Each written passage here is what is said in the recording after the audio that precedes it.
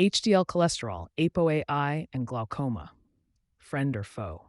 Glaucoma, a leading cause of vision loss, is influenced not only by eye pressure but also by blood flow and inflammation in the eye.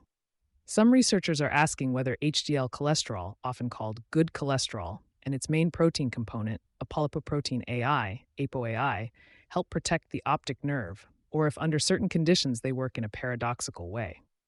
In general health, HDL carries cholesterol from tissues back to the liver and has anti-inflammatory and antioxidant actions.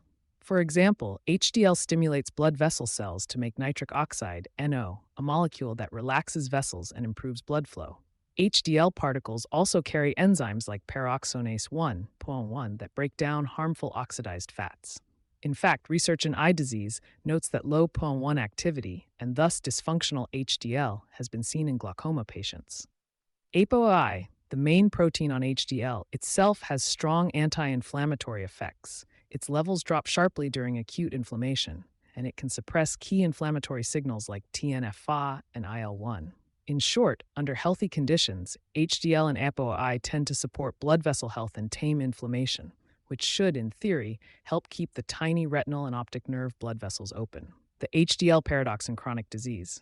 However, the story gets more complex in chronic diseases. Studies have found that in persistently inflamed states, like arthritis, diabetes, or heart disease, HDL can become dysfunctional. Instead of protecting vessels, it may carry abnormal proteins or lose its beneficial enzymes. One review notes that during atherosclerosis or chronic inflammation, HDL can even take on pro-inflammatory properties. In rheumatic diseases, a so-called lipid paradox is seen. Patients often have low cholesterol but higher heart risk, because inflammation both lowers HDL levels and makes the remaining HDL work poorly. Even in the general population, valuing very high HDL can be misleading. A large Copenhagen study found that people with extremely high HDL had higher mortality, resulting in a U-shaped risk curve. In other words, too much HDL was paradoxically linked to worse outcomes. This does not mean HDL is bad per se, but it highlights that the simple HDL cholesterol number does not always capture its true function. HDL, ApoA-I, and eye blood flow. How might this apply to the eye? Glaucoma involves loss of retinal nerve cells and optic nerve damage. Good optic nerve health likely depends on steady blood supply.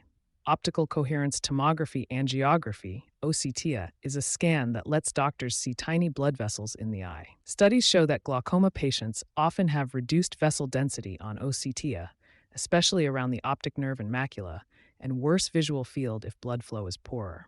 For example, one study found that each 1% drop in optic nerve head capillary density on OCT doubled the risk of glaucoma visual field worsening.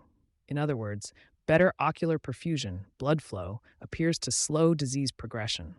Given HDL's role in healthy vessels, we might expect higher HDL or ApoA-I to support ocular perfusion.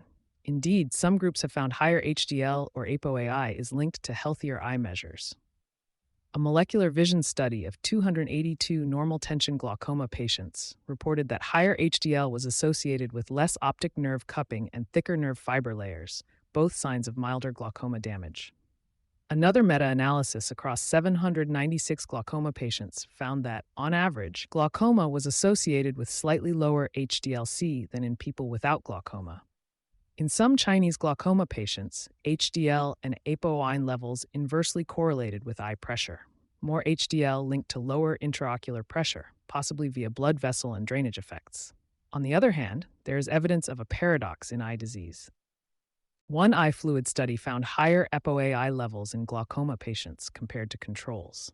The authors suggested this might reflect ongoing inflammation, since ApoA-I can rise in some damaged tissues. In blood studies, results are mixed. Some detect no HDL difference. Others, like the normal tension glaucoma study, noted higher HDL seemed protective. Overall, the pattern hints that good HDL function may benefit the eye, but only if HDL really works well. Inflammation, HSCRP. As a key moderator, a critical factor is systemic inflammation, often measured by high-sensitivity C-reactive protein, HSCRP. When inflammation is low, normal HSCRP, HDL usually works as expected. But when HSCRP is high, HDL appears to lose its punch. For instance, a study of heart disease patients found that higher hsCRP was strongly linked to lower cholesterol efflux capacity, a lab measure of HDL's ability to remove cholesterol. In those inflamed patients, HDL-C no longer predicted efflux capacity. Translated to glaucoma, this suggests if a glaucoma patient has high chronic inflammation, their HDL might not help much with eye blood flow or protection. We might predict that in low CRP patients, higher HDL ApoA-I would associate with better OCT perfusion and slower glaucoma progression, whereas in high CRP patients, this benefit could be blunted or reversed. This theory mirrors findings in cardiovascular research. CRP can paralyze HDL's normal powers. It also fits glaucoma's link with neuroinflammation. Adjusting for lifestyle, medications, and liver health, interpreting HDL levels requires care. Some common factors can raise or lower HDL, so studies must adjust for them. For example, moderate alcohol intake typically raises HDL, so alcohol users often have higher HDL-C. Certain drugs, especially statins or niacin, can also raise HDL, while others may alter lipid profiles. Liver health is crucial. The liver makes most HDL components, so chronic liver disease often leads to lower HDL-C and dysfunctional HDL particles. In advanced liver disease, researchers observed very low HDL-C and impaired HDL enzymes. Because of this, any analysis of HDL with glaucoma needs to adjust for alcohol use, lipid medications, and liver function tests. Doing so helps isolate whether HDL itself, and not these other factors, is linked to eye blood flow or disease. Measuring HDL function, possible in clinics. Measuring raw HDL cholesterol and ApoA-I content is routine. Most patients can get these by standard blood tests. Apolipoprotein AI is often available on extended lipid panels. Immunoassays quantify it routinely. However, these measures only tell us quantity, not quality. The best tests of HDL function, such as cholesterol efflux capacity or HDL inflammatory index, are complex and experimental. For instance, the classic cholesterol efflux assay, using cultured cells and radio-labeled cholesterol, provides insight into HDL function, but it is time-consuming and not available in routine practice. Likewise, directly measuring oxidized HDL or ApoA-I activity requires specialized labs. Some intermediate proxies exist. Nuclear magnetic resonance (NMR) labs can count HDL particles or classify HDL subfractions. These are mainly research tools. ApoA-I level itself can be seen as a crude proxy. High ApoA-I usually means functional HDL is present, but it is influenced by the issues above, inflammation, etc. The take-home point: right now, doctors mainly get HDL-C and ApoA-I from standard tests. Truly functional assays remain research only. In the future, we might see simpler proxies for HDL health, for example, ratios of apolipoproteins or novel blood tests, but they are not part of routine eye care today. Instead, eye doctors could consider existing markers. For example, a glaucoma patient with very high CRP might remind us that even if their HDL-C is good, the HDL particles may not be protecting the eye. Conclusion: in summary, HDL cholesterol and ApoA-I have many vascular and anti-inflammatory roles that should help protect the optic nerve by supporting retinal perfusion. For most people, raising HDL through healthy lifestyle or treatment could be beneficial. However, in chronic disease or high inflammation states, HDL can become dysfunctional, and very high HDL can even signal trouble.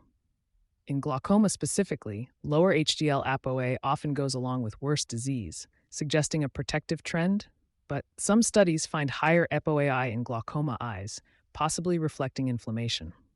Current evidence suggests that optimal eye health likely requires not just high HDL levels, but well-functioning HDL. Monitoring inflammation, hsCRP, and controlling it may be as important as watching HDL levels. Future eye exams may include measuring inflammation or more advanced lipid markers. For now, routine tests, HDL-C, ApoA-I, give some clues, but researchers are still working on practical ways to measure HDL function. What patients can do today: focus on overall vascular health, exercise regularly, eat a balanced diet, avoid smoking, and manage weight, all of which tend to improve HDL quality. If you have chronic inflammation, high CRP, or liver issues, work with your doctor to address those, as they can impair HDL's protective effects. While we await new HDL function tests in clinics, it remains wise to keep HDL in a healthy range and keep systemic inflammation low to support eye health and potentially slow glaucoma's advance. All links to sources are available in the text version of this article. You can find the full article at visualfieldtest.com. Thanks for listening. To check your visual field, click the link at the bottom of this article or visit visualfieldtest.com.